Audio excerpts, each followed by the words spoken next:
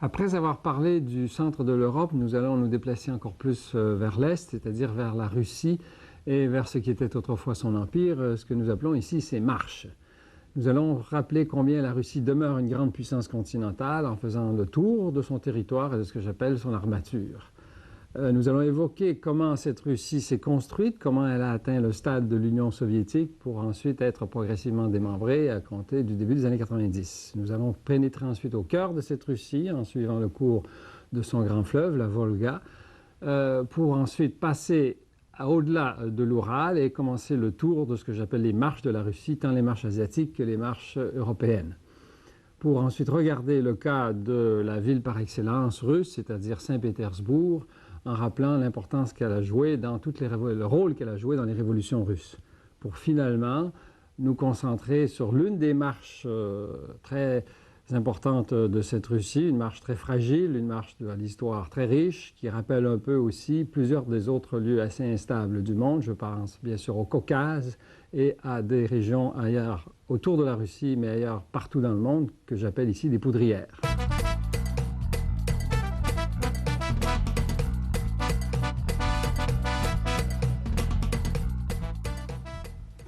Bien qu'elle ait perdu quelques plumes au début des années 90, la Russie demeure de très loin le pays le plus étendu au monde, avec ses 17 millions de kilomètres carrés, rassemblant près de 150 millions d'habitants, ce qui en fait sur ce plan-là le 6e pays du monde.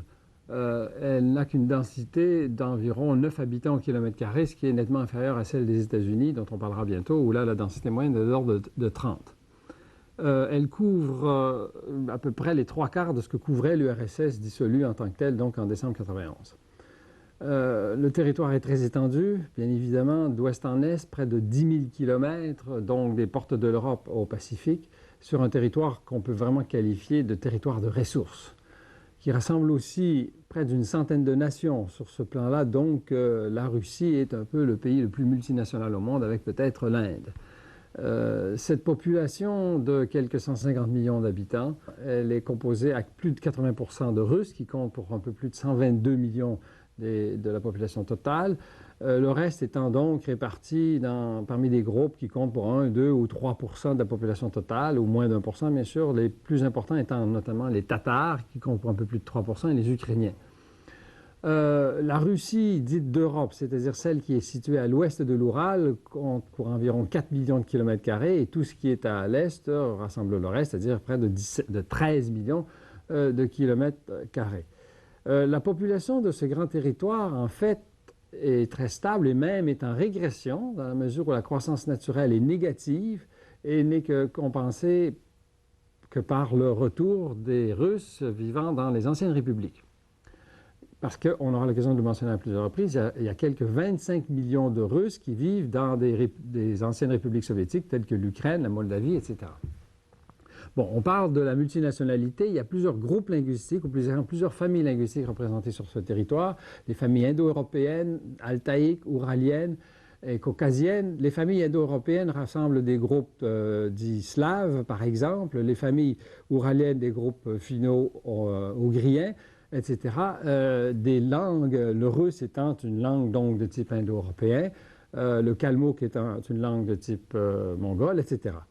Bon, cet immense territoire est rassemblé selon un modèle administratif extrêmement complexe. Il y a près de 90 entités distinctes. Ça comprend quelques 49 provinces, 6 territoires, une dizaine de régions autonomes, 21 républiques autonomes.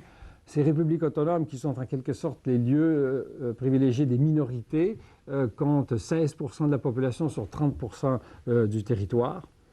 Bon, des exemples, la Carélie, dans le nord-ouest du pays, 170 000 km², seulement 800 000 habitants, dont 70% sont pourtant des Russes. Mais si on va plus au centre et à l'ouest, le Tartarstan, centré sur Kazan, beaucoup plus limité, 68 000 km², 3 millions d'habitants, mais seulement 40% de Russes. Et dans le Caucase, une république autonome telle que l'Ossétie du Nord, toute petite, 8 000 km², 650 000 habitants, et à peine 30% de Russes.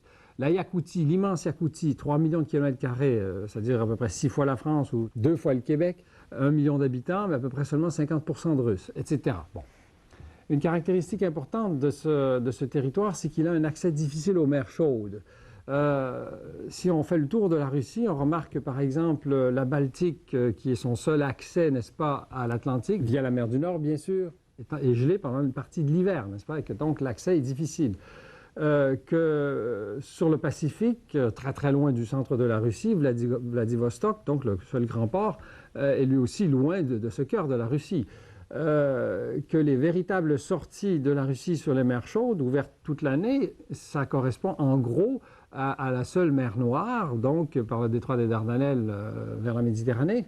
Et puis à l'extrême nord, Mourmansk, qui a joué un rôle très très important pendant la Seconde Guerre mondiale, car c'était le seul port ouvert à l'année et qui pouvait accueillir le ravitaillement de l'aide américaine notamment. Parce que si on va sur le versant nord de cette Russie, on s'aperçoit qu'on est vraiment sur l'Arctique. Toutes les côtes nord de la Russie sont à l'intérieur du cercle polaire arctique, ou à peu près. C'est le cas notamment donc, de ces mers de Barents, de Kara, de Laptev et de la mer de Sibérie orientale, les unes et les autres étant séparées par des archipels ou des longues péninsules pénétrant vers le nord. Il faut se rappeler donc que la Russie est quand même un pays nordique. Bon, cet immense territoire bénéficie d'un maillage qui n'est pas tout à fait suffisant, nonobstant le formidable transsibérien construit à la fin du 19e siècle, qui s'étire sur près de 10 000 km² de Tcheliabinsk à Vladivostok sur le Pacifique, donc, et qui a été construit pour desservir les rives pacifiques et aussi atteindre la Mandchourie que convoitait la Russie à cette époque. L'ensemble des infrastructures de communication sont insuffisantes. Le rail couvre 90 000 km seulement, contre 300 000 aux États-Unis. Les routes, 850 000 km de routes contre 6 500 000 pour les seuls États-Unis et 800 000 en France, qui est beaucoup plus réduit comme territoire, n'est-ce pas?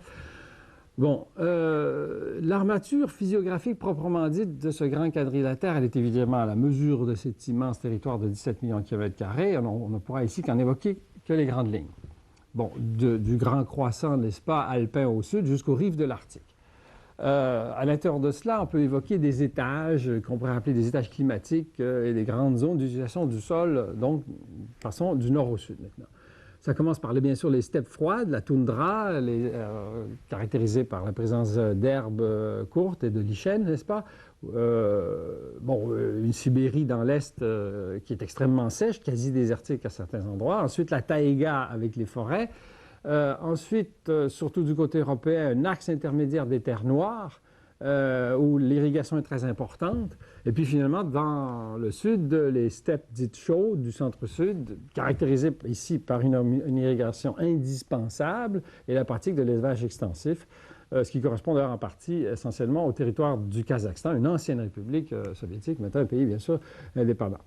Il y a aussi un cadre montagneux qui structure cet ensemble-là, avec le massif ancien au centre de l'Oural, qui représente en quelque sorte une coupure entre l'Europe et l'Asie, sur 2000 km du nord au sud, d'ailleurs qui se prolonge, cet axe-là, jusque dans les îles de Nouvelle-Zélande, n'est-ce pas, qui n'est pas élevé, massif ancien de 1000 à 2000 mètres d'altitude, mais qui quand même représente une limite et surtout un lieu de ressources, minerais de fer et de charbon, notamment.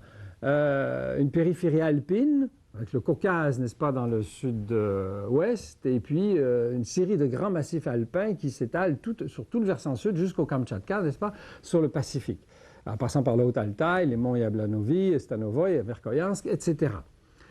Et puis à travers ça, des grands centres de plateaux, les plateaux de Russie, le plateau de Valdai, et puis les plateaux de Sibérie orientale, centrale et orientale. Bon, tout ça est desservi par des réseaux de fleuves très élaborés qui coulent surtout vers les mers du Sud, avec notamment la Volga, dont on aura l'occasion de parler, et son affluent, la Kama, vers la Caspienne, le fleuve Oural, qui lui aussi se dirige vers la Caspienne, des fleuves plus proprement européens tels que le Dniepr, le Desna, et puis bien sûr un fleuve russe par excellence, le Don, et son affluent de rive droite, le Donets, en Russie et en Ukraine. Bon, aussi vers les mers du Nord, des fleuves moins importants, mais dans la région qui ont leur rôle, la Dvina et la Dvina septentrionale, n'est-ce pas, qui se dirigent vers la mer Blanche, elle-même qui accède aux mers arctiques, n'est-ce pas? Et puis, bien sûr, les très grands fleuves d'Asie, les trois grands fleuves d'Asie, l'Ob, l'Yenisei et l'Ena, l'Oil, n'est-ce pas, qui délimitent en quelque sorte les grands étages de l'Orient russe, c'est-à-dire la plaine de Sibérie occidentale, qui se caractérise bien sûr par la taïga, le plateau de Sibérie centrale, et puis finalement le plateau de Sibérie orientale, qui est beaucoup plus élevé et plus froid. et bien sûr beaucoup moins peuplée. Cet Ob reçoit des affluents en provenance de l'Oural, des affluents très... Ici, on est vraiment dans des systèmes fluviaux majeurs. Vous pouvez le vérifier dans votre cahier d'exercice où vous avez des chiffres sur l'importance de ces fleuves. La Lena, qui vient des montagnes du sud de la Russie, d'une région très froide, mais qui prend ses sources près du lac Baïkal. Et puis finalement, donc, si on poursuit jusque dans l'Orient, n'est-ce pas, l'Amour et l'Ussuri, à la frontière de la Chine, et qui se dirige vers le détroit des Tatars. Bon, avec ce circuit que nous venons de réaliser, bien sûr bien insuffisant étant donné l'étendue du territoire, on voit quand même à quel point il y a des régions bien délimitées, bien typées sur le plan climatique, sur le plan morphologique et sur le plan de leur accès aux bordures de la Russie, aux marges de la Russie, que ce soit des marges continentales, dont on aura l'occasion de parler plus en détail tout à l'heure, et que ce soit aux marges maritimes, lesquelles sont d'une nature tout à fait particulière dans la mesure où la Russie, malgré la très grande étendue de son domaine côtier, est un pays vraiment continental qui a des difficultés d'accès à la mer.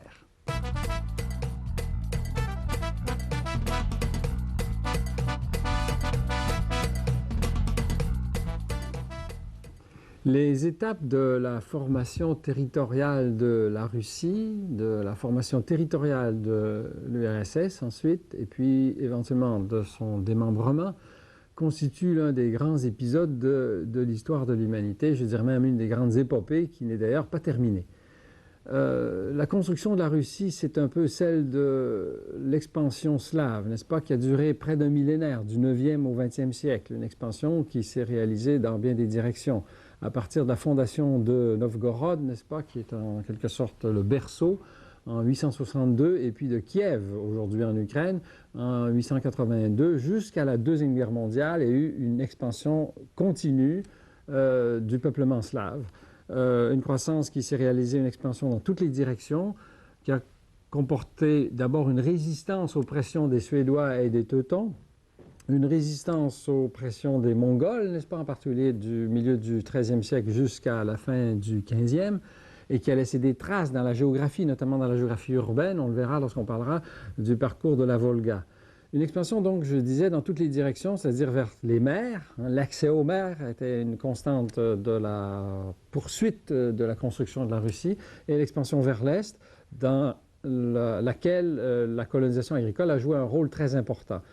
Cette expansion a connu une apogée sous la Russie tsariste au XVIIIe et au XIXe siècle, sous les règnes notamment au XIXe siècle, pardon, au XVIIIe siècle de Pierre le Grand au tout début, fin du XVIIe, 1694 jusqu'à 1725, et puis à la fin du siècle, Catherine la Grande, c'est-à-dire Catherine II.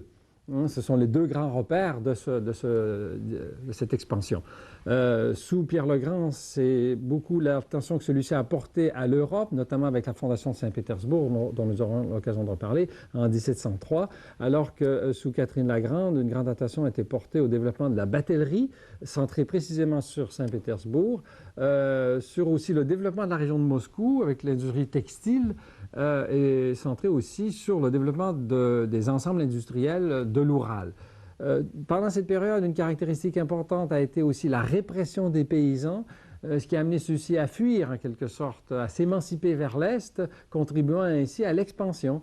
Ils ont été en quelque sorte le fer de lance de cette expansion. Il y a eu 20 millions de serfs qui ont été libérés pendant cette époque, cette période, et qui ont donc servi un peu de munitions à la conquête territoriale de l'Est de la Russie.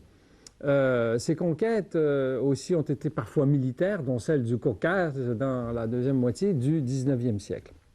Bon, il y a des repères importants aussi, bien sûr, les révolutions russes, celle de 1905 et celle de 1917, dans lesquelles Saint-Pétersbourg a joué un rôle clé.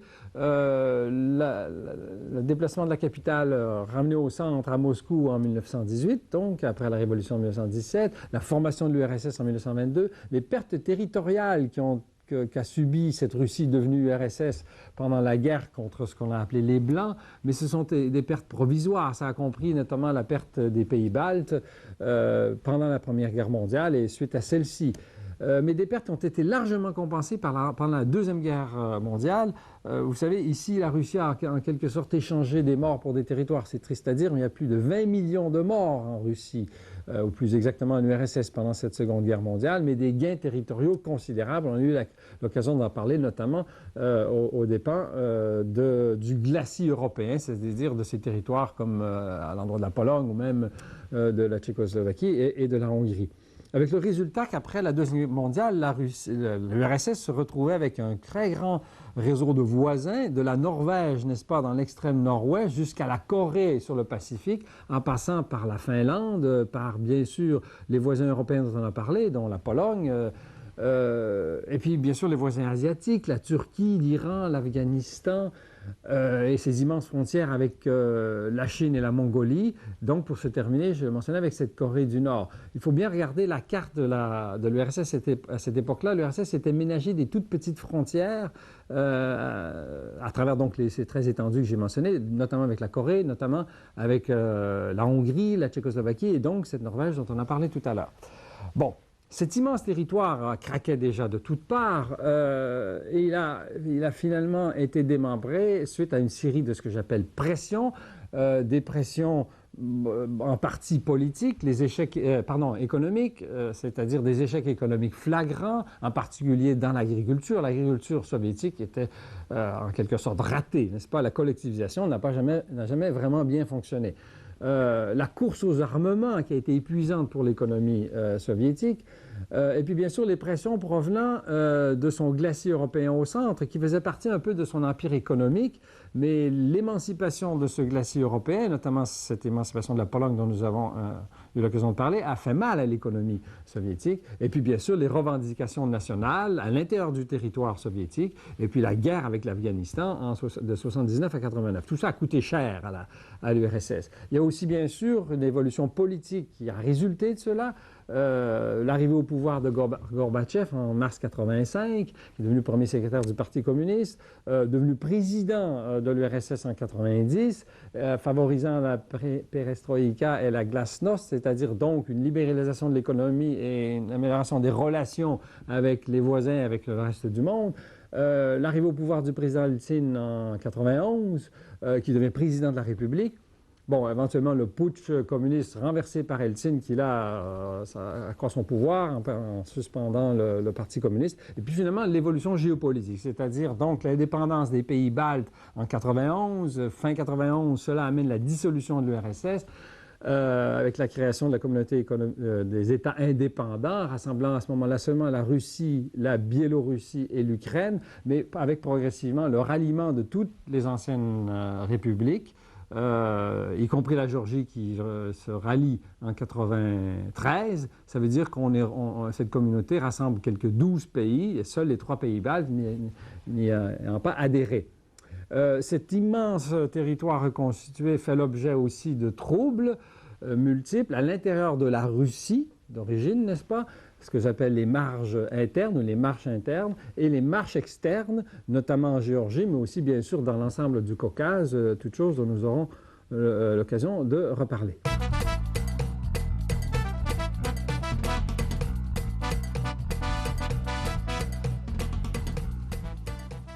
Nous avons un peu fait le tour du territoire et de la périphérie de la Russie. Nous allons maintenant entrer un peu plus au cœur, avec le parcours de la Volga, laquelle, on l'a déjà laissé entendre, occupe une place véritablement centrale dans l'histoire et la géographie de la Russie, particulièrement de la Russie d'Europe, bien sûr.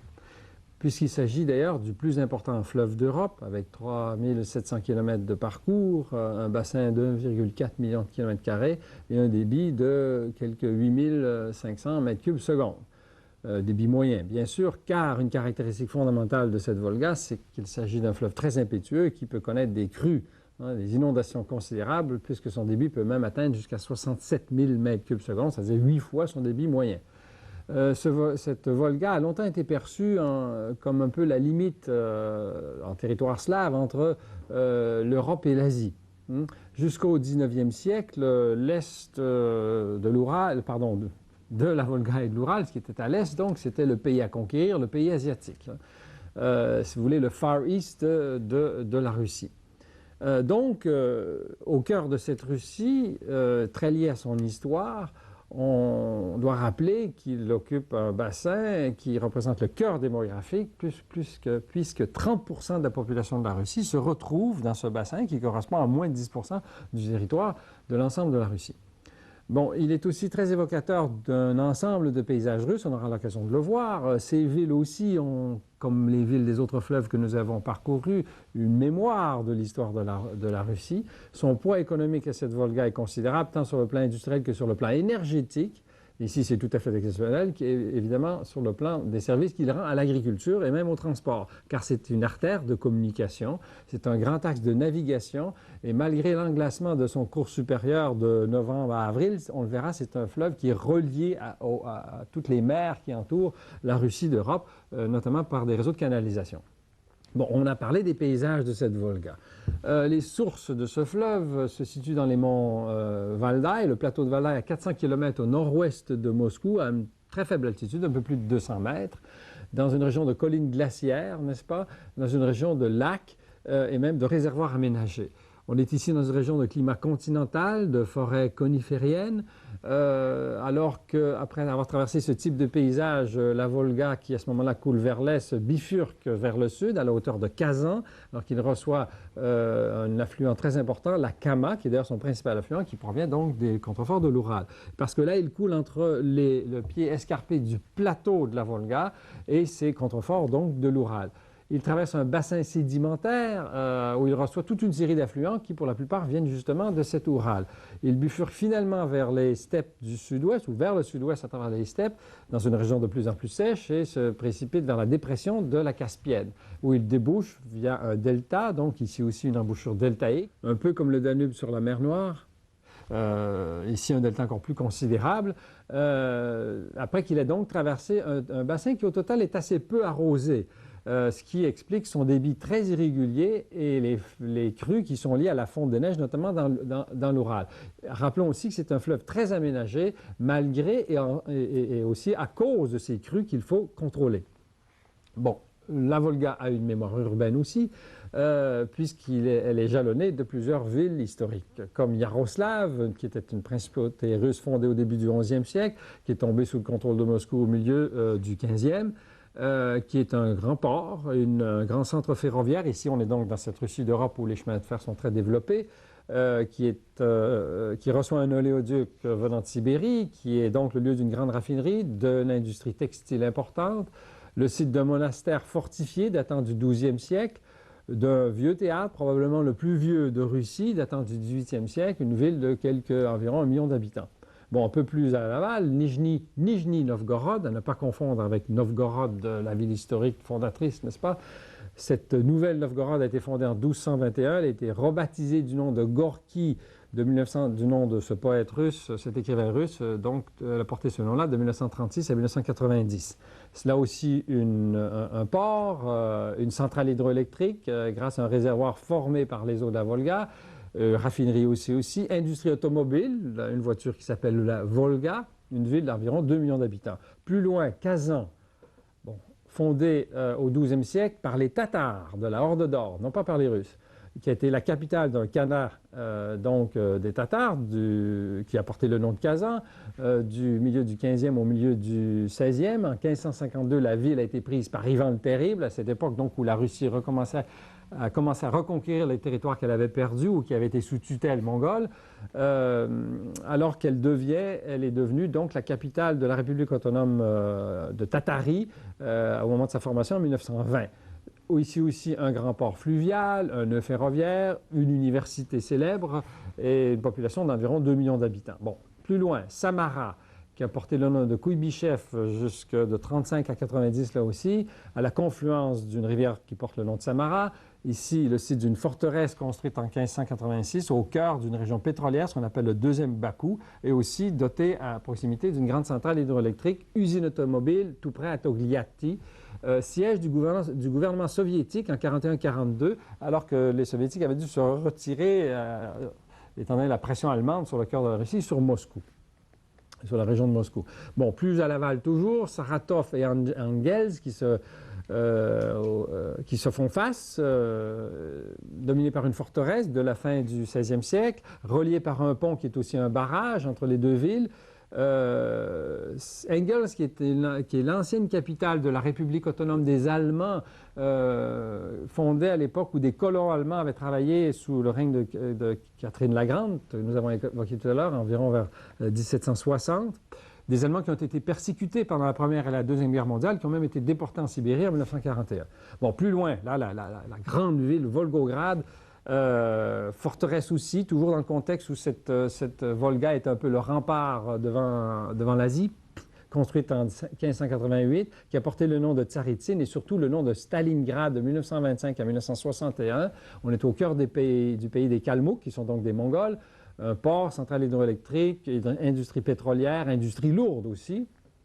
Une ville qui rappelle un terrible siège, un double siège. En 1942-1943, les Allemands ont d'abord assiégé Stalingrad, l'ont conquise, l'ont occupée et ont ensuite dû subir un siège russe, avec le résultat que la ville a été largement détruite et qu'il y a eu 300 000 morts. Bon, plus à l'aval encore, on approche du delta, Astrakhan, une ville fondée là aussi par les Mongols de la Horde d'Or au XIIIe siècle, elle aussi prise par Ivan le Terrible en 1556, fortifiée par celui-ci, au cœur d'un delta entouré des steppes herbeuses, entre le Kazakhstan à l'est et le pays kalmouk à l'ouest, qui rappelle donc cet Astrakhan, l'importance toujours du pétrole de cette région, le poisson et notamment le caviar dans la Caspienne et l'élevage du mouton qui donne lieu à une industrie de la tannerie importante. Bon, finalement, cette Volga est importante aussi pour l'économie des transports. Et puis l'économie en général, n'est-ce pas? C'est assez évident, au cœur d'un grand bassin d'hydrocarbures, surtout au nord, ce que l'on appelle le second Bakou, sur 2000 km de la haute Kama, cet affluent donc de rive gauche, jusqu'à Volgograd au sud, on est dans une région de production de pétrole. On est aussi, sur le versant de l'Oural, une région de production de minerais, fer et charbon, qui ont largement contribué à l'industrialisation de ce cœur de la Russie. Un grand bassin hydroélectrique, on l'a laissé entendre, il y a des barrages, il y a des réservoirs, des centrales sur les affluents essentiellement, dont Volgograd avec 2,6 millions de kilowatts d'installation. Une puissance installée totale donc de 17 millions de kilowatts, qui nous met à peu près à l'échelle de la baie James pour donner une comparaison valable, n'est-ce pas?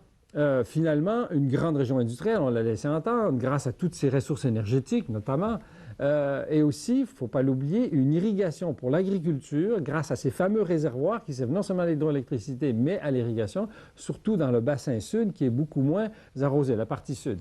Bon, et pour rappeler aussi qu'au point de vue économique, cette force du bassin de la Volga, c'est le fait qu'il est relié à ce qu'on appelle là-bas les cinq mers. À la Moskova notamment, qui est relié à Moscou par un canal depuis les années 30, à Saint-Pétersbourg, qui bien sûr en pignon sur la Baltique, via des canaux qui relient la Volga et le réservoir de Rybinsk jusqu'à Saint-Pétersbourg, à Arkhangelsk et à la mer Blanche, donc par des canaux et des cours d'eau, à la Caspienne, bien sûr, on l'a laissé entendre, à la mer d'Azov, cet appendice de la mer Noire, par le grand canal Lénine qui relie la Volga au Don, ça c'est au point de vue infrastructurel, c'est fondamental, à partir de Volgograd, ouvert en 1952 avec des 13 écluses, c'est quelque chose qui peut un peu se comparer à la voie maritime du Saint-Laurent, en quelque sorte, comme importance relative. Et puis bien sûr à la mer Noire, par la même voie, et éventuellement donc à la Méditerranée.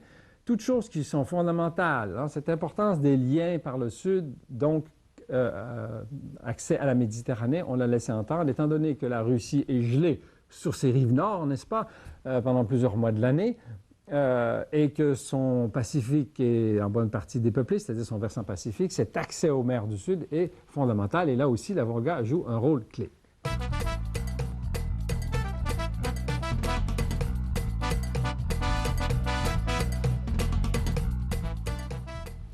L'établissement du territoire russe et du territoire soviétique éventuellement est un véritable prototype de ce que l'on a appelé à l'échelle de l'histoire géopolitique la constitution de pays avec des marches, c'est-à-dire des États tampons à sa périphérie.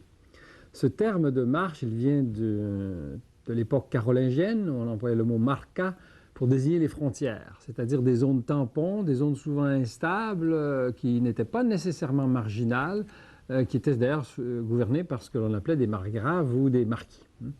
Bon, dans le cas donc de la Russie, l'établissement de ces marches, n'est-ce pas, ça a été le résultat d'une très longue conquête, on l'a déjà un peu évoqué, russe et puis ensuite bien sûr soviétique, et qui a été étroitement associée, ça c'est important de le rappeler, à des migrations russes vers ces marches, vers ces marges, n'est-ce pas, et où la paysannerie a joué un rôle tout à fait fondamental de fer de lance, et où le transsibérien, l'épopée de la mise en place du transsibérien a joué un rôle aussi crucial. Non seulement le transsibérien lui-même, mais l'ensemble des réseaux qui lui ont été raccordés, notamment dans la région asiatique, c'est-à-dire dans cette grande région turco-mongole du cœur méridional de la Sibérie. Donc, minorité russe encore importante presque partout dans ces marches, y compris dans ces marches externes, c'est-à-dire qui ne font plus partie de l'Union soviétique, laquelle n'existe plus en tant que telle. Donc, ces marches font partie, il faut le rappeler, de l'histoire et de la géographie de la Russie. Elles font partie intrinsèque, elles ont participé même, on peut employer le terme, à la formation de l'âme russe. La Russie, c'est aussi l'histoire de ces marches. Un bel exemple, l'Ukraine, qui ne fait plus partie donc de l'Empire soviétique, qui est slave, dont la capitale est Kiev, et Kiev est l'un des berceaux de la Russie. Il s'agit donc d'un véritable bouleversement de ces marches qui a résulté donc du démembrement de l'Union soviétique en 1991. Ça comprend bien sûr les pays baltes, c'est-à-dire un pays habité par les Lituaniens, les Lettoniens, qui sont eux des Baltes, proprement dit, alors que les Estoniens ne le sont pas, il faut bien le souligner, ce sont des Finno-Ougriens comme les Hongrois, c'est-à-dire aussi appartenant au groupe ouralien. Bon, ces trois pays, Lituanie, Lettonie et Estonie, rassemblent quelques 10 millions d'habitants sur 175 000 km², ce qui donne une densité presque européenne, non, pardon, semi-européenne, d'environ 50 habitants au km². Et il faut rappeler que 25% de la population de ces républiques dites baltes, parce qu'il y en a une qui n'est pas vraiment balte, est russe. Et qu'aussi, au-delà de ces petites républiques, il y a un territoire russe que l'on appelle l'ex-enclave, n'est-ce pas, de la Prusse orientale, Königsberg, aujourd'hui appelée Kaliningrad. Bon, enfin, ces trois républiques baltes, pour y revenir, sont plus urbanisées et plus développées que ne l'est d'ailleurs l'ensemble de la Russie, plus prospères aussi, mais aujourd'hui, elles connaissent de sérieux problèmes, liés au chômage, liés au vieillissement de la population, qui est d'ailleurs en baisse, une croissance négative, et à des problèmes proprement économiques du type de la dépendance, notamment une très grande dépendance énergétique à l'endroit de la Russie. Ces trois petites républiques baltes qui, soit dit en passant, demandent leur raccordement à l'Union européenne et même à l'OTAN. Bon, descendons plus au sud, sur ce versant européen, ce que j'appelle les cousins slaves, et puis bien sûr le semi-cousin roumain. Parce que les Moldaves, en Moldavie, ne sont pas slaves, ils appartiennent au groupe linguistique roumain. Bon, il s'agit ici bien sûr de la Biélorussie, de l'Ukraine et de la Moldavie, qui rassemblent quelques 67 millions d'habitants. Le gros morceau, c'est bien sûr l'Ukraine qui compte environ 50 millions, sur 850 000 km². Et là, on s'approche des densités européennes avec 80 habitants au kilomètre carré. Une population donc qui est pour environ 20% d'origine russe. Et je l'ai laissé entendre, où le poids lourd, c'est bien sûr l'Ukraine, qui a une agriculture très, très pesante, 57% du territoire ukrainien est cultivé. Vous voyez, on tombe dans des moyennes européennes. Dans le cas de la Moldavie, c'est plus de 50. Le Bélarus, c'est un peu moins de 50. Cette Ukraine, donc, est caractérisée par la présence de ce qu'on appelle les terres noires, le tchernosium, une grande agriculture céréalière, mais aussi une agriculture très, très diversifiée. Une Ukraine qui a donc accès à la mer Noire, ce qui est très important. Mais là aussi, problème sérieux. L'Ukraine, un problème de gestion de l'arme nucléaire. Moldavie, faiblesse économique et problème géopolitique avec, de séparatisme avec la Transnistrie. Un problème aussi, s'agissant de l'Ukraine et de l'ensemble de la région, lié à la mauvaise gestion des ressources industrielles et énergétiques. Rappelez-vous le problème de Tchernobyl en 1986. Et aussi partout vieillissement accéléré de la population et même décroissance démographique. Mais ceci dit, ces marges européennes de la Russie, donc les trois républiques baltes et les trois pays que nous venons de mentionner, sont fondamentalement, au plan géopolitique, beaucoup plus stables que les marges méridionales et notamment que les marges caucasiennes. Bon, le Caucase, vous savez, c'est une région tout à fait exceptionnelle, de hautes montagnes, de vallées intramontagneuses, de dédales de vallées dans cet angle de l'Eurasie, dans un angle de l'Eurasie, l'angle sud-ouest de l'Eurasie. C'est une zone aussi quand même de passage, dans le sens qu'il y a des peuples qui sont passés du bassin de la mer Noire à celui de la Caspienne. C'est aussi une zone de refuge de peuples qui ont fui les steppes et les envahisseurs qui les ont parcourus, ces steppes. C'est donc un lieu de choc, de rencontre de civilisation, mais aussi de choc de civilisation, chrétienne, perse, musulmane, par exemple. Et c'est composé donc du Caucase, qu'on peut appeler le Caucase interne, souvent désigné de Ciscaucasie, donc en territoire russe aujourd'hui, et du Grand Caucase, c'est-à-dire la grande chaîne du Caucase qui culmine à plus de 5600 mètres. Ça comprend donc le versant russe, 5 républiques et régions autonomes, des choses que vous pouvez voir en détail dans votre atlas, hein. Des peuples qui sont partagés sur les deux versants, les Ossètes au nord et les Ossètes au sud, en Géorgie. Un lieu de nationalisme quelquefois très, très affirmé, n'est-ce pas, notamment celui des Tchétchènes, on aura un peu l'occasion d'en reparler. Bon, ensuite le Caucase externe, c'est-à-dire la Transcaucasie, le cœur, les grandes vallées, dont celle de la Koura, et le petit Caucase au sud, et où on est ici dans un domaine donc en dehors de la Russie de base, n'est-ce pas, en Géorgie, capitale Tbilissi, pardon, l'Azerbaïdjan avec la capitale Bakou, l'Arménie avec Erevan, un total de quelques 16 millions d'habitants, 187 ou quelque chose 1000 km², 85 habitants km². Vous voyez, des densités quand même relativement élevées. Et ici, une proportion de population russe nettement plus faible, seulement 5%. Dans le cas de l'Arménie, c'est même de l'ordre de seulement 1%. Mais aussi une géopolitique à l'intérieur même de ces pays très complexe, avec une enclave arménienne en Azerbaïdjan du nom de Haut-Karabakh, et en contrepartie, une enclave azerbaïdjanaise en Arménie du nom de Nakhichevan. On est dans une région donc d'isolat relatif, de haute montagne, importance du pétrole dans certains cas de l'intégrisme, notamment en Azerbaïdjan. Ce pétrole de l'Azerbaïdjan, soit dit en passant, centré sur Bakou, hein, l'un des grands centres de production pétrolière de l'ex-URSS, d'où cette expression de second Bakou que nous avons évoquée tout à l'heure. Bon, on a parlé d'intégrisme, donc d'islam. Si on va plus à l'est, on est encore plus un pays musulman, au Kazakhstan, cet immense territoire de 2,7 millions de kilomètres carrés, 5 fois la superficie de la France, qui coiffe l'Asie centrale, n'est-ce pas? Faible densité, zone en partie semi-désertique, seulement 6 habitants au kilomètre carré, zone des steppes, centrée sur la capitale Astana, et où quand même environ 40% de la population est tout de même russe, sur les quelques 18 millions. Je disais qu'il coiffe l'Asie centrale, c'est-à-dire les 4 autres anciennes républiques soviétiques, maintenant pays indépendants de cette Asie centrale, c'est-à-dire le Turkménistan, l'Ouzbékistan, le Tadjikistan et le Kirghizistan, aussi appelé Kirghizie, rassemble 35 millions d'habitants, densité un peu plus forte ici parce qu'on a des régions d'oasis, hein, qui permettent l'agriculture, donc 25 habitants au kilomètre carré, mais quand même région de haute montagne, des pays qui sont tous enclavés. Aucun de ces pays n'a pignon sur mer, caractérisé donc par l'omniprésence ou quasi-omniprésence de l'islam, seulement 10% de la population est d'origine russe. On est vraiment ici au cœur de ce qu'on appelle le grand croissant turco-mongol, mais une région où aussi il y a beaucoup de pauvreté et d'instabilité politique. Bon, finalement, pour conclure sur cet ensemble, une série de notions clés.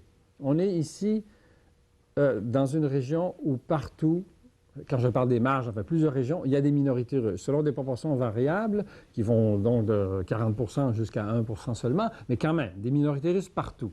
7 de ces pays faisant partie des marges sont des pays totalement enclavés. C'est le cas de l'Arménie, de l'Azerbaïdjan et du Kazakhstan, et des 4 donc, républiques d'Asie centrale dont on vient de parler.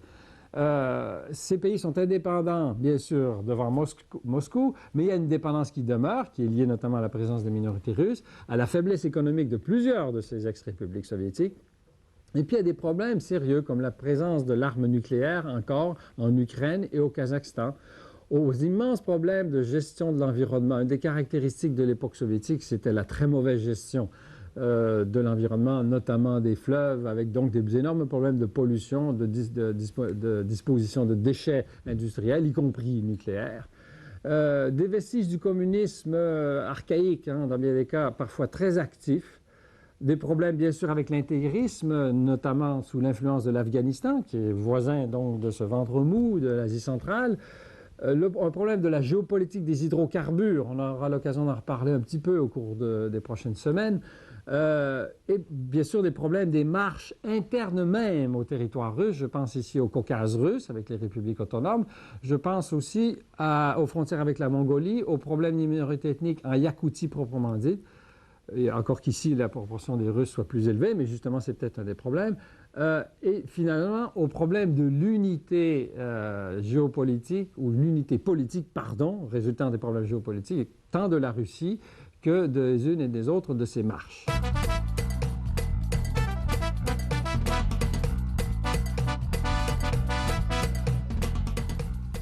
Le taux d'urbanisation de la population russe est de l'ordre de 70%, ce qui est largement inférieur aux moyennes de l'Europe à l'ouest, mais qui est tout de même considérable en termes absolus, puisque sur une population de 150 millions, ça en fait beaucoup, ça.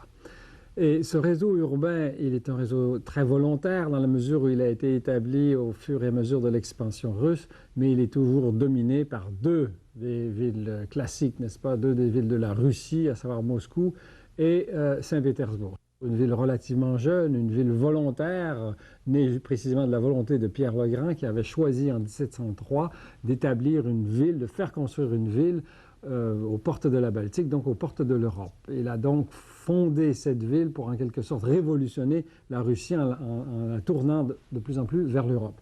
Donc une ville aménagée à même une zone marécageuse, traversée par un fleuve très court, la Neva, le fleuve Neva de 74 km de long, l'émissaire d'un lac glaciaire, mais qui est un fleuve qui peut être très large dans une bonne partie de son cours et qui se termine par un delta. Et c'est ce delta qui est occupé aujourd'hui par la ville de Saint-Pétersbourg. Une ville nordique à près de 60 degrés de latitude nord, une ville construite par des ingénieurs et des architectes européens, en particulier des Français, qui ont d'ailleurs utilisé les Russes ont utilisé des travaux forcés pour ériger cette ville.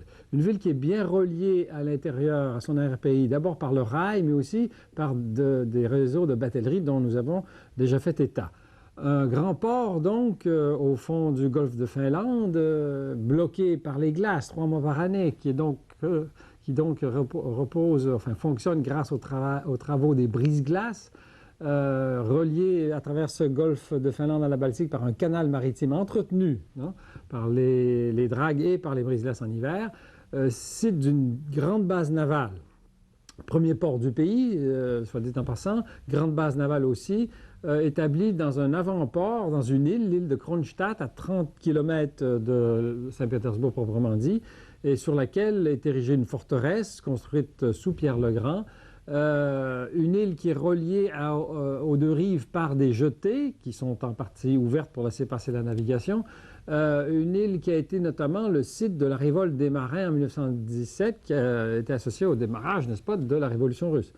Une capitale donc révolutionnaire, on s'entend, dans la mesure où elle a été volontairement imposée comme capitale par Pierre le Grand, qui a déménagé la capitale qui était alors à Moscou en 1715 dans sa ville, n'est-ce pas? Et la capitale y est demeurée jusqu'en 1918, jusqu'à la fin de la Première Guerre mondiale. Pardon. Elle a même changé de nom de 1914 à 1924. Elle a porté le nom de Petrograd, et puis de 24 c'est-à-dire l'année de la mort de Lénine, on lui a donné le nom de Leningrad. Une ville d'ailleurs qui a beaucoup souffert pendant la Deuxième Guerre mondiale. De 1941 à 1944, il y a eu 900 jours de siège, 900 jours d'assaut par les Allemands, avec comme résultat qu'il y a eu 600 000 morts, plus des destructions considérables, ce qui fait un peu de Leningrad à l'époque, redevenu Saint-Pétersbourg en 1991, un des symboles, n'est-ce pas, de la résistance russe. Une ville donc qui a fait l'objet de reconstructions considérables depuis lors. Une ville, on la laisse entendre du Nord. On l'appelle souvent une Venise du Nord, un peu comme Amsterdam. Une ville amphibie, construite donc sur les bras et les îles du delta de la Neva, regroupant quelques 500 ponts dans l'agglomération, n'est-ce pas? Très étendue, donc 5 millions d'habitants, jusqu'à 10 millions dans la grande région métropolitaine, accueillant un très important complexe militaro-industriel. Quelques 350 000 ouvriers œuvrent dans cette région métropolitaine. Bien desservi, on l'a laissé entendre par les réseaux de communication, et notamment par un métro qui est tout aussi luxueux que celui de Moscou. Les métros russes sont tout à fait impressionnants, mais aussi desservi par des grandes banlieues, des grands ensembles résidentiels de banlieues, reliés au réseau du métro, bien sûr. Une ville lumineuse, hein, une ville du Nord, rappelons-le, qui bénéficie de quelques 20 heures d'ensoleillement, ou enfin de lumière pendant les jours de l'été, notamment au mois de juillet où ça peut aller jusqu'à 22 ou 23 heures. On n'est pas loin du cercle arctique, n'est-ce pas, le cercle polaire arctique. Une ville lumineuse qui met en valeur, cette lumière met en valeur l'art baroque hein, du XVIIIe siècle et aussi l'art néoclassique qui est très bien représenté tout à travers le tissu central de la ville. Une ville de théâtre, le théâtre Kirov, n'est-ce pas, opéra, ballet, qui s'est déjà appelé Mariinsky, une ville d'académie, d'église, de sport aussi, l'immense stade Kirov dans une île, l'une des îles de ce delta. Bon, les repères essentiels sont plus classiques que ce stade, notamment dans une des petites îles sur l'un des bras de la Neva. Il y a la forteresse de Pierre et Paul qui date de l'origine, de 1703.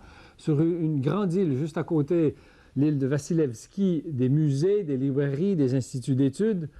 Sur la rive gauche de la Neva, en face de ces îles que je viens de mentionner, sur la grande Neva, la Bolchaïa Neva, il y a l'Amirauté, l'immense bâtiment de l'Amirauté, avait juste à côté l'Ermitage, le musée de l'Ermitage, un des plus grands musées du monde, n'est-ce pas? Musée d'art, bien sûr, composé de ce qu'on appelle le vieil Ermitage, le petit Ermitage, le nouvel Ermitage, tout ça joint au Palais d'Hiver. Et puis, bien sûr, des églises. On est en Russie, n'est-ce pas? Dont Notre-Dame de Kazan, qui est entre autres un musée de la religion et de l'athéisme. Des monastères, ce qu'on appelle les lors en Russie, dont celui d'Alexandre Nevski, un monastère fondé en 1710. Alexandre Nevski, c'est un personnage épique de l'histoire russe, puisque c'est un grand prêtre qui était à la direction des troupes russes lorsque celles-ci ont battu les Suédois en 1240 sur les bords de la Neva, d'où son surnom, Nevski. Tout comme les chevaliers teutoniques en 1242, dans ce qu'on a appelé la bataille des glaces, qui a fait l'objet d'un film célèbre, n'est-ce pas? Tout cela, en fait, ce que je viens de vous décrire, ce monastère est évoqué, cette église, n'est-ce pas, de Notre-Dame de Kazan, sur la grande avenue, la grande perspective qu'on appelle la Nevski Prospect, qui s'étale sur environ 4,5 km de l'Amirauté, donc, jusqu'au monastère Alexandre Nevski. Et il y a bien d'autres, sur cette grande avenue, comme sur les rues attenantes, il y a de nombreux rappels de l'histoire révolutionnaire, glorieuse, je dirais même, et épique de cette Russie.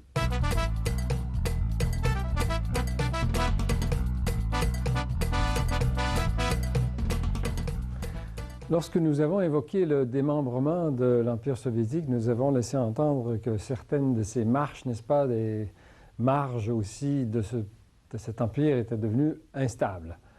C'est le cas bien sûr du Caucase, comme c'est le cas de bien d'autres régions dans le monde dont la stabilité est précaire et que l'on peut quelquefois qualifier de véritables poudrières. Mais regardons un peu le Caucase. Nous avons souligné à quel point sa position à l'angle de l'Eurasie et sa position de nœud de montagne, n'est-ce pas, et de dédale de vallée en rend à la fois la morphologie très complexe, mais aussi l'histoire complexe. C'est un lieu de passage entre les steppes du centre de l'Asie et la mer Noire, mais aussi entre la Caspienne et la mer Noire. C'est devenu en quelque sorte une espèce de château fort, refuge de peuples qui ont fui les envahisseurs qui ont beaucoup circulé dans ces steppes, notamment les Scythes, les Huns, les Avars, les Mongols, les Tatars et les Kalmouks, pour nommer les principaux, n'est-ce pas? Et le Caucase est ainsi devenu une espèce de pépinière d'identité, un véritable musée vivant d'anthropologie. Un château fort de peuple qui a fait l'objet d'une conquête par les Russes au 19e siècle, je disais plutôt aujourd'hui d'une conquête à deuxième moitié. En fait, la conquête a commencé officiellement en 1817 et s'est terminée en 1864. Elle a laissé des traces, n'est-ce pas? Certains ressentiments. Donc dans une région qui est aussi importante au plan des ressources, notamment énergétiques, surtout sur le versant de la Caspienne, avec donc des réseaux d'oléoducs. Et dans un contexte où on est proche du monde musulman, avec une montée de l'intégrisme, sur fond de démembrement, littéralement, d'un empire. D'ailleurs, l'origine de plusieurs des régions à conflit dans le monde, ce que j'appelle ici des poudrières, résulte d'un ensemble de facteurs qu'on pourrait évoquer ici. Il ne s'agit pas d'une recette, il n'y a pas de véritable loi. D'ailleurs, je m'aventure ici sur un terrain un peu conflictuel, mais enfin, on peut évoquer les nationalismes qui, lorsqu'ils ont été mis sous chape, ici et là à travers le monde, ont permis à la marmite, n'est-ce pas, des ressentiments de bouillir, et ce qui fait qu'après quelques siècles de cette cuisson ou de cette transformation, les choses peuvent exploser. D'autant plus que lorsque ces marmites ont été entretenues par des dictateurs et que leur domaine est démembré, ça peut être aussi le démembrement des empires, le démembrement des États. Donc, lorsqu'il y a des dictatures qui cèdent la place, il y a plusieurs formes de révolte ou de redéfinition de la carte qui peuvent survenir. C'est le cas notamment des empires coloniaux, n'est-ce pas? Et ceci dit, tout ce processus peut être à la fois très rapide, mais aussi très lent. Disons que d'une façon générale, l'affaiblissement des pouvoirs des États génère souvent des transformations violentes. Surtout si cela se réalise sur un fond de pauvreté, encore plus lorsqu'il y a en présence de l'intégrisme et du chauvinisme d'ordre religieux ou d'ordre culturel. Et surtout lorsque à ce cocktail qui peut devenir très explosif s'ajoute la pression de la mondialisation qui quelquefois devient excessive, associée très étroitement parfois à la cupidité, notamment lorsqu'il s'agit de contrôler des ressources naturelles, et en particulier lorsqu'il y a des réseaux mafieux en présence. Vous voyez qu'ici, je pense, entre autres, à ce qui s'est passé ou peut se passer dans le Caucase ou dans l'ex-Yougoslavie, et qui peut quelquefois entraîner des conflits entre États voisins et quelquefois impliquer des phénomènes d'ignorance et carrément de barbarie. Bon, si l'on regarde les éléments de la carte mondiale des poudrières, si je puis dire, on n'en fera jamais le tour au complet, bien sûr, surtout pas, ça deviendrait beaucoup trop triste. Bon, il y a ces divers types de cocktails explosifs qui sont en cause. Dans le cas du Caucase, c'est précisément un mélange de la plupart des ingrédients que je viens d'évoquer qui sont ici en présence et en action. Dans le cas de la Yougoslavie dont nous avons déjà parlé, de son démembrement, n'est-ce pas, c'est un cas à la fois classique et extrême de la résurgence de vieux ressentiments, des résultats de démembrement d'empires austro-hongrois et ottomans, de dictatures, celle de Tito et celle de Milosevic. Bon, c'est peut-être le cas extrême, comme je disais, mais il y a aussi d'autres cas de démembrement de dictatures, notamment l'Indonésie, avec une dictature déliquescente en 97-98 du général Suharto, qui a entraîné ce pays tout à fait extraordinaire sur le plan de son histoire territoriale vers des tendances qui menacent son intégrité, bien sûr.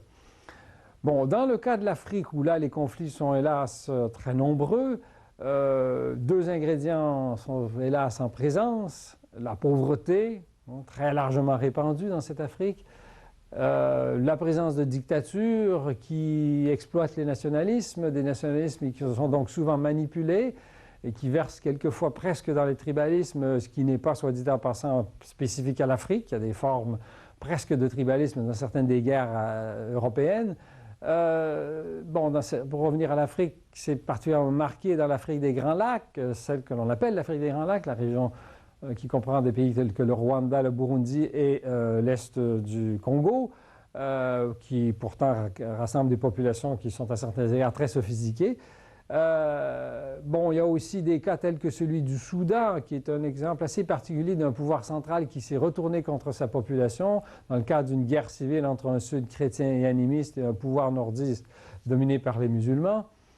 Il y a aussi des cas de conflits entre États voisins qui résultent généralement des mauvais partages qui ont suivi le démembrement des empires coloniaux.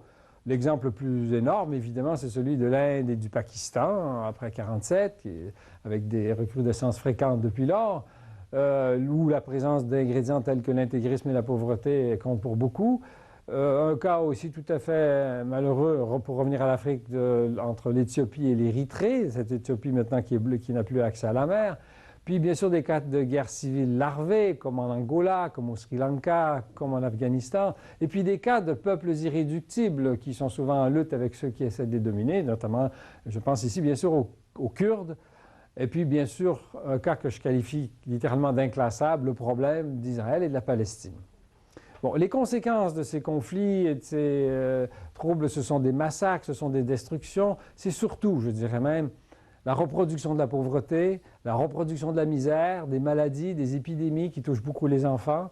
C'est la mise en place ou le maintien de vulnérabilité économique, de vulnérabilité écologique, toutes choses qui sont des terrains fertiles pour l'intégrisme et qui suscitent, hélas aussi, des flots de réfugiés. Bon, y a-t-il des antidotes? Ici non plus, il n'y a pas de recette magique. Une chose est certaine, c'est que la lutte pour la démocratie et les droits des personnes est essentielle pour contrer le développement de ces conflits. La lutte contre la pauvreté, la lutte à l'ignorance, je tiens à souligner. Et puis aussi, la mise en place ou l'action des instances internationales qui devient très importante, des instances qui sont au-dessus des États, c'est nécessaire. Au-dessus aussi, je dirais, peut-être encore plus important, des intérêts privés, y compris ceux des grandes entreprises et des multinationales. Bon, un tour du monde un peu triste qu'on aura l'occasion de revisiter ici et là, mais qu'il faut aussi considérer comme un élément essentiel de la géographie de notre monde.